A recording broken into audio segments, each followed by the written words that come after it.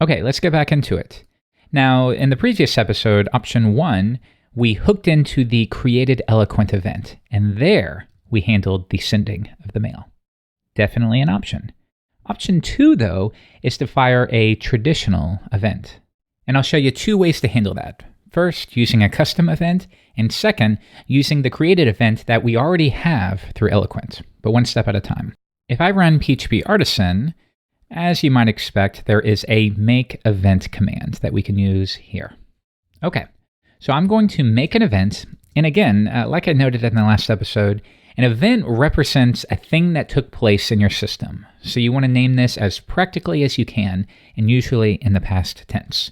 So if you want to say, well, the event was, the project was published, maybe that's the terminology you use. Fine. Or if you want to say project published or project created, whatever you want. Generally, though, as a guideline, it takes the shape of the thing that took place and in past tense, since it has already happened at the time you fired the event. Okay, so if you run that command, you'll now find an app events directory, and here we go. And it can be a little overwhelming at first, but don't worry, a lot of this is related to server to client broadcasting that we're not going to review. So in fact, if I save this file, and it auto-formats, it'll remove a lot of classes that we aren't making use of. And in fact, we could even go one further, because again, we're not going to broadcast this. I can remove all of the Illuminate broadcasting imports and get rid of this like so. Now, if I scroll down, again, you'll see something related to broadcast. I'm going to remove that as well. Okay, so now you can see if you get rid of the broadcasting side, it ends up being a lot more simple.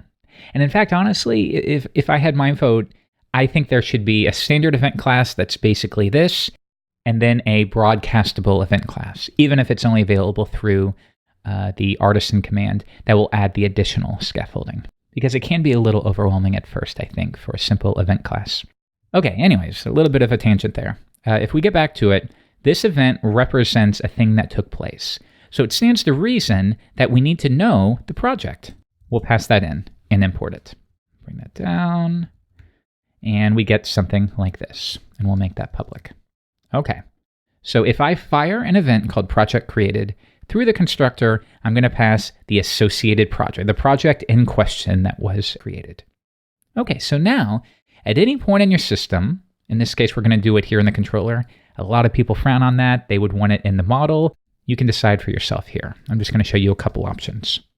So after the project has been created, you can use this helpful event helper where you new up the class. So I could say project created, and I am going to import the event. Okay, and we'll give it the project. Okay, so this event function is used to make an announcement throughout your entire system. And now anywhere you can listen for that event, hook in, and then respond with any kind of side effect that you need. So here's what we'll do.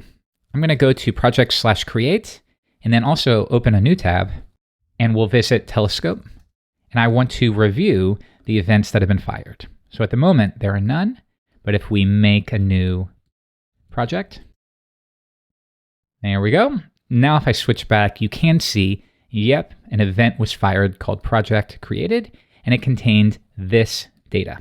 Now though, you'll notice we have a listeners tab here.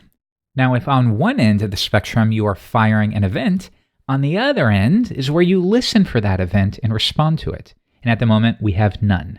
So let's work on that now. Once again, as you might expect, we have a helper to generate one. Make listener. Create a new event listener class. Now, for naming, of course, there's no rules that you have to follow. You can name these whatever you want. But again, what I might recommend to you is name it exactly what you're going to do in response. So if you are sending a project created a notification to the owner, then it's fine. Name it something as verbose as that. It's very clear. It does one thing, and it's fine. No issue there. So let's see what that might look like. We now have an events directory for a thing that took place in our system, and we have a listeners directory for things that respond to events that took place. Now though, if we scroll down, we're going to handle the event. However, let's do PHP Artisan help make listener. And you'll see, among other things, you can pass it event flag. So this is our way to tell the artisan command that generates all of that boilerplate. Here is the event that is associated with this listener. So let's give that one a shot. PHP Artisan, run it again, but I'm going to add the event, and what was it called? Project created. Okay, so let's run that. And now if I switch back, we'll get new boilerplate, but you can see it does pull in that class, and then it type hints it here. So think about it. We have a listener class called send project created notification. And if we scroll down, here is where we handle the project created event. It reads fairly well. So now we could refactor all of this. All of this could go away, and I can move it here. All right, I need to import that as well as the mailable. But notice they do have the same name. So what I'm going to do here is import that, and we'll say as project created mail. And then down here, I will update this. Okay, so now let's think about where we are. When a user creates a new project in the controller, after we run that query, we fire a custom event called project created. This event is basically, at its core, a container for an action that took place in your system. A project was created, and here's the project in question. Next, we've registered a listener that wants to handle when a project was created. In response, it wants to mail the owner of the project for that event. But notice we're expecting a project variable, but we only have event. So here's how it works. When this handle method is called, it will be given an instance of project created. So if I want to grab the project in question, I could just say event project. Okay, so let's update this. If we scroll down, I can say event project owner email and event project, and we're good to go. Now though, we have created an event and we've created a listener, but there isn't yet a one-to-one connection between those two. We haven't yet registered them with the system, with Laravel. So here's what we'll do. In my providers directory, you'll find an event service provider file. And if we scroll down, we can see here is where we register all event listener mappings for the application. And you can already see one here that you can use if you're using email verification. So again, notice that the event and listener end up being very readable. This event is called registered, and the listener is called send email verification notification. Very simple. So in our case, the event is project created. I'm going to import that. And the listener will be send project created notification. And we'll import that one. So you can see for any event, you can have any number of listeners that respond to the event. So this ends up being a slightly more complex way to get started, but it ends up ultimately decoupling a lot of your code. If for any given action you have 10 different things that need to take place, 10 different side effects, well, you fire an event one time, and then you register 10 different event listener classes that respond to it in some way. So here's how it's going to play out. I'm going to go through this because I know it can be a little confusing at first. Once you understand eventing, it makes perfect sense. But if you're not quite there, it's a little blurry, it feels abstract, and there's something to talk about there. We'll get to that at the end of the video. Anyways, you go to that form and you create a new project, and you hit this method. You then validate the project, you persist it, and then we fire this custom event. Hey, a project was created. Here's the project in question. Anywhere in our system, do what you want. Okay, well, if we go back into our event service provider, we specifically said, if this event, project created, is ever fired, here is what I want to do. I want to send a project created notification. This class will then be resolved out of the container, and a handle method will be called while passing through the event that took place. So in our case, we're doing one thing, and that one thing is to email the owner of the project. Let's see if it works. We'll go back to our project. We'll create a new one, my next project. We'll create it, it persists it, and it should fire off an email, this time not directly in the controller, and not as a eloquent event hook, but as a custom event listener. So if I go to my mail tab, you can see just now we did fire that. And there we go. Here's what it looks like. Or, once again, we can go into the events tab.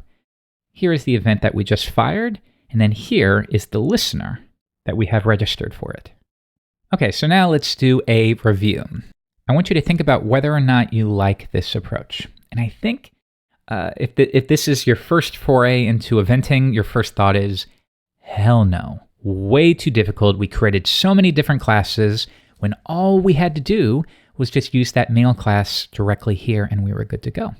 And I would say you might be on the right track. As much as you possibly can, I'd recommend always go for the simplest option. Do not try to plan for some kind of architecture that you read in a book. Do not plan for growth that your application may never encounter. Really try to push against complexity as much as you can. But nonetheless, there's just going to be situations where something takes place and you need to do 12 different other things, and the idea of doing it all in this controller method sounds horrible. And the idea of creating a dumb service class where you're basically just copy and pasting this code into the service class, that's horrible as well. So at those points, you do need to consider other options. And I think that's especially where firing an event makes good sense. So that means we've reviewed 3 options for how to send that email. 1, do it directly in the controller. 2, do it in the model and register a event hook. And 3, use a custom event. But now let's just top this off with, we'll call this event B. Yes, you could fire a custom event, but don't forget, Eloquent already fires its own event when a project is created. So take a look at this. I'm going to go to Project. I'm going to create a property here called Dispatches Events. And here's where we can create a mapping between a Eloquent model event and the event class that you want it to correspond to. So for example, I could say that created Eloquent event should map to project created. Like so. So here's what this translates to. When Eloquent fires the created event, or in other words, when you create a new project and it gets persisted to the database, Eloquent is now going to trigger this project created event automatically for you, which means over here, you no longer have to fire it manually. It's going to be done through the project created event. Now, just like before, just register your listener and then wire it up within your event service provider, as we have done here, and you're good to go. So let's make sure that one works as well, and then I think we'll call it a day. And we can talk more in the comments about what you think of these 3 approaches. Final example, create the project. There we go. And once again, if I go into the events directory, just now we did fire that event, which means we should have a mail that was sent out just now as well. The final example is complete. Okay, so let me know your thoughts in the comments below. Do you like this approach? When do you think it's necessary? When do you think it's not? It's important to figure out where you stand on things like this, because it will determine how you approach every facet of your application.